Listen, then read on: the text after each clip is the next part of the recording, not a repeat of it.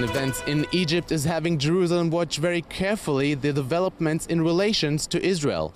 Although Morsi was clearly not pro-Israeli, some have argued that Egyptian relations with Israel were far from the bleak prospects everyone predicted. With the new military regime in power, a lot of common issues like border crossings are up in the air, so we consulted with our experts to find out what we can expect from the new Egypt. Several countries, including Germany and the United States, have already stated their opinion on the new situation in Egypt. However, Israel seems to be mum about what is going on in the country it shares its largest border with in the south. We have no interest in intervening or, playing into the hands of the enemy, of the army, or the army. I mean, nobody needs us in Egypt. No, I think it was an internal struggle, something that had to do with domestic politics. Morsi doesn't succeed to manage the economy, to solve the economic problems. In a way, there might be a sense of relief in Israel because the Egyptians are going to be very busy dealing with their own internal problems at the moment. On the other hand, there might be some concerns for an escalation of violence in Egypt, which could be problematic for Israel once it reaches the Sinai, for example. The question everyone in Jerusalem is asking themselves is, how will the intermediate regime in Cairo affect Israel, if at all? The problem we are facing is that there is no central strong government in Egypt that can ensure stability along the border and can keep really the border quiet and stable. That's the main problem. I don't think that the Egyptians are so focusing on themselves and are so busy with their internal problems. They have no time to engage with, new conflict with Israel. Security vacuum in the Sinai is likely to be filled up by maybe radical forces.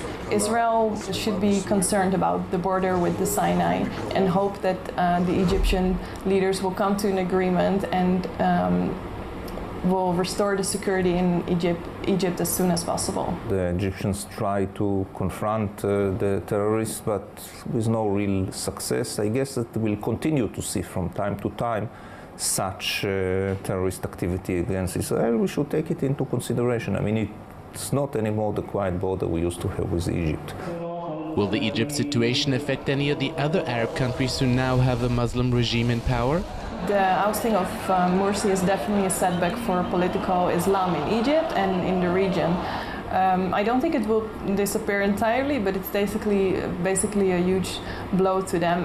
The Muslim Brothers have always said Islam is the solution. Now they've come to power, and it proves that it's maybe not the solution. They took over Egypt for the first time since Egypt became an independent state, and they didn't deliver.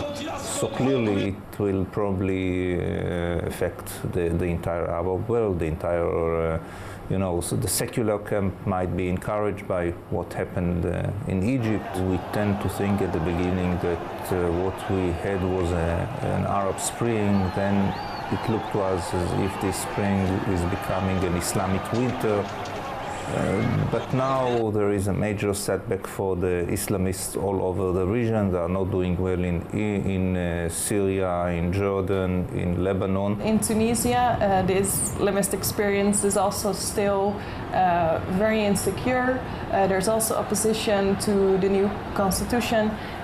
We have to wait and see, but if we look at Hamas, for example, the Muslim Brothers were also always their most substantial ally. They get a vital support from them, and for them the situation is also going to be very insecure.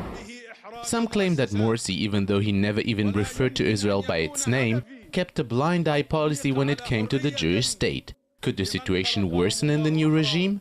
The Israeli approach was that, Morsi was not a close friend of Israel. So at the same time, he accepted Israel as a fact and allowed the army to continue with the security cooperation with Israel. So by doing so, he gave some sort of legitimacy to the peace agreement? Morsi has been very outspoken, and the Muslim Brotherhood, of course, in history, when it comes to Israel and Egypt peace treaty with Israel, it's always been called into question.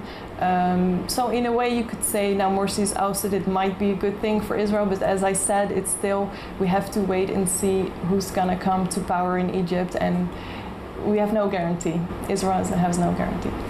It will be interesting to follow if the fall of the political Islam in Egypt will have a domino effect in other Arab countries who went through the Arab Spring and have now Muslim leaders as heads of states like Tunisia and Libya, and if the new wave of Arab leaders will be moderate, more secular with stronger ties to the West. For JN1, I'm Jacobsohn in front of the Egyptian embassy in Tel Aviv.